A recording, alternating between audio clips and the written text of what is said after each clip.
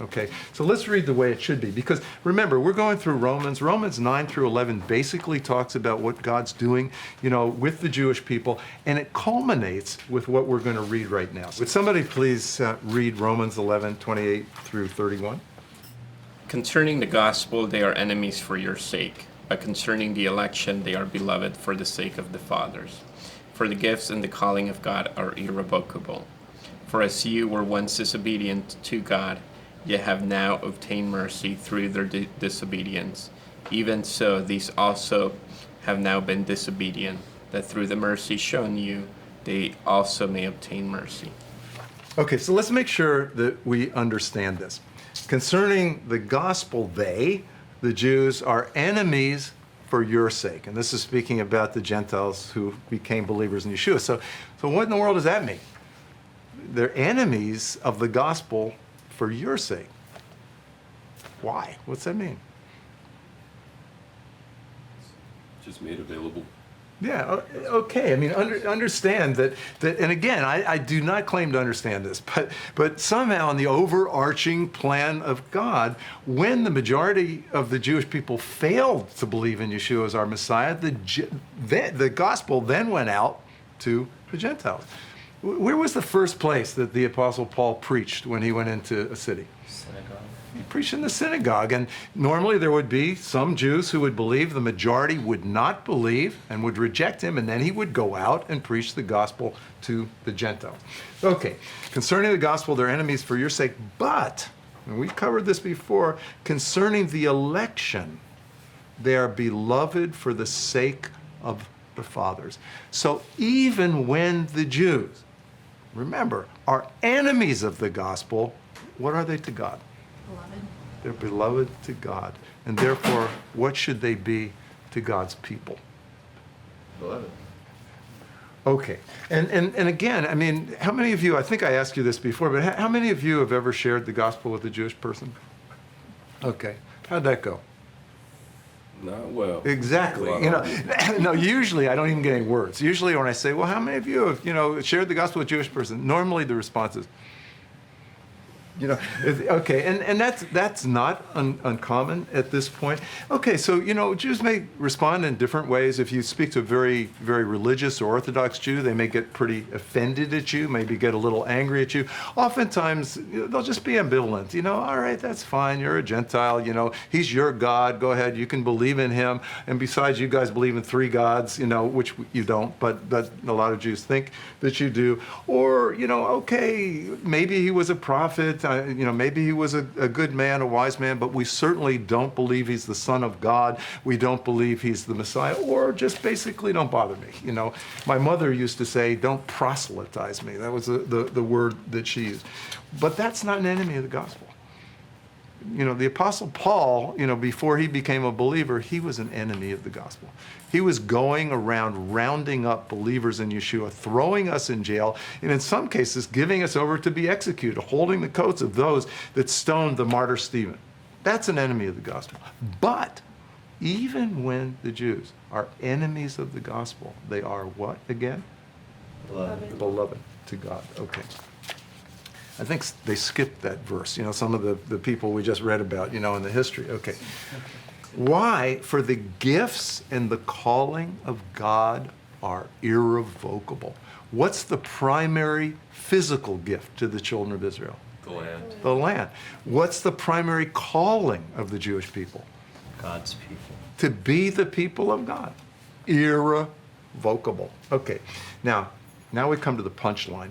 For as you were once disobedient to God, Gentiles who believe in Yeshua, yet now have obtained mercy through their disobedience, Jews who don't believe yet, even so these have also now been disobedient, Jews, that through the mercy shown you, they also may obtain mercy. Who is it that are called to be the vessels for showing mercy to the Jewish people? Church. You guys, okay?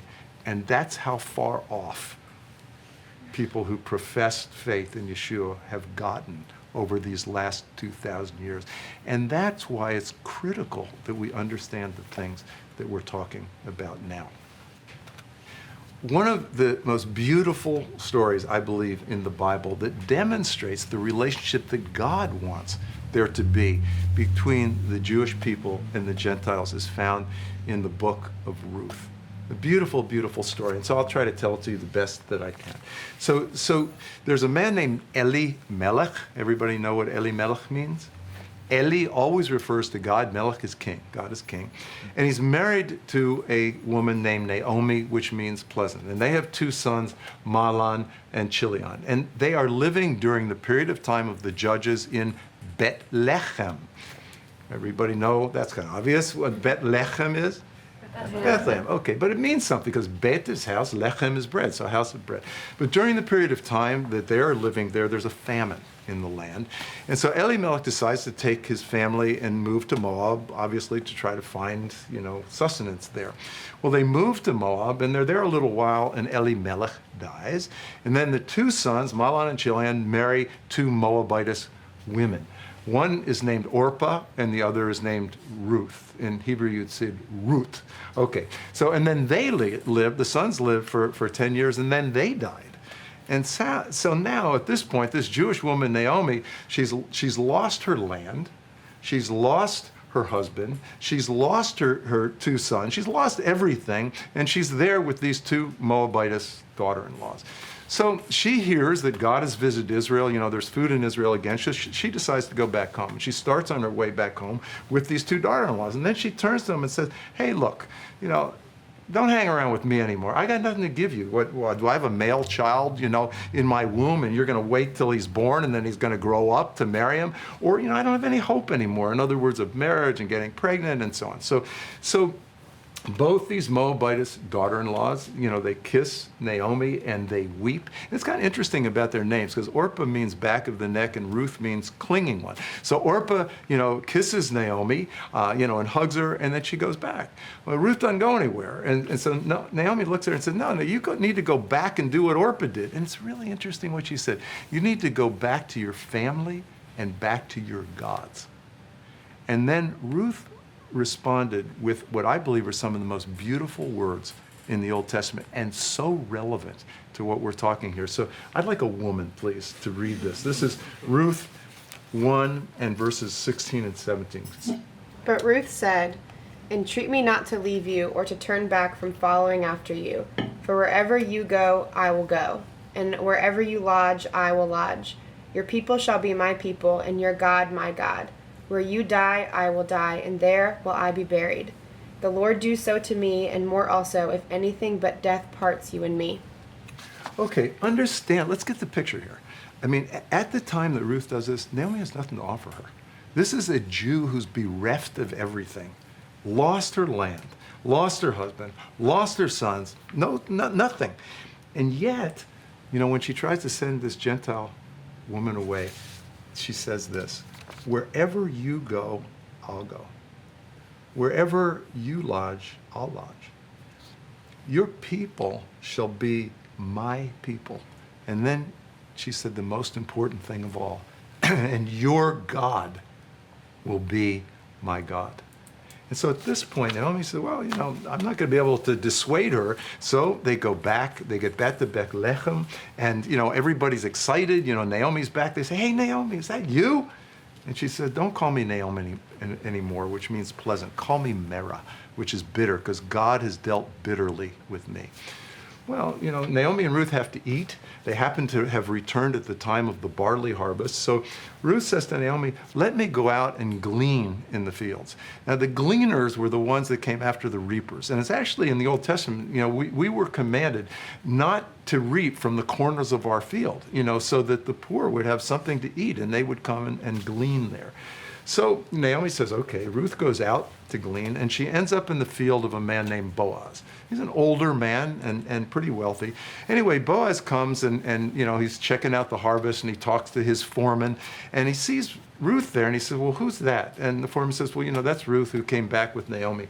And he goes up to her and says, now, young woman, you're going to do what I say, right?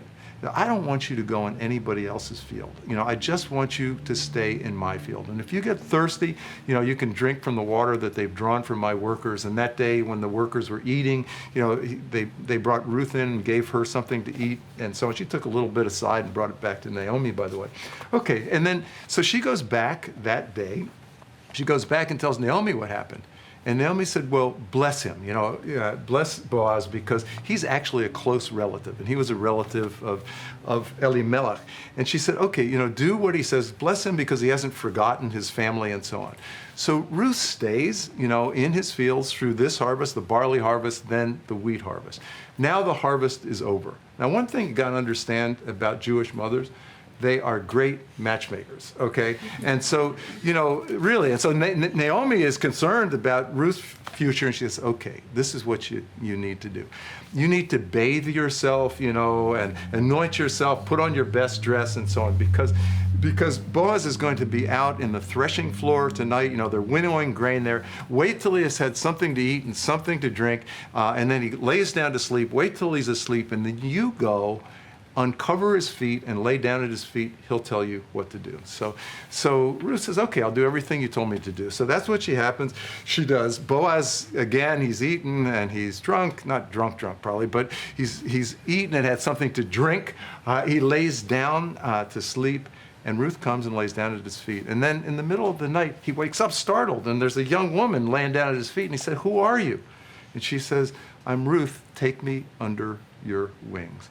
And he said, you know what, you've done a lot of good things, but this last thing you've done is the best of all. You didn't go after young men, et cetera. And he said, okay, I'll do what you asked me to do, but you have to understand this. There's one relative closer than me. And so I'm going to ask him if he's willing, in essence, to redeem you, but if he doesn't, I will. So, he tells Ruth to go back early in the morning. He gives her a bunch of grain to take back to Naomi. She comes back to Naomi. Naomi says, what happened? Ruth tells her, and she says, okay, you just wait patiently, because this man is not going to let the sun go down today until he takes care of this.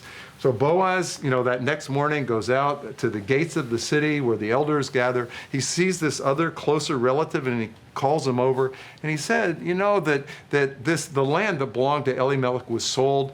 It's your responsibility as the closest relative to purchase this. And the man said, okay, I'll do that. But he said, when you do, you're going to have to take Ruth too. And the guy said, nope, I can't do that. It's going to mess up my inheritance.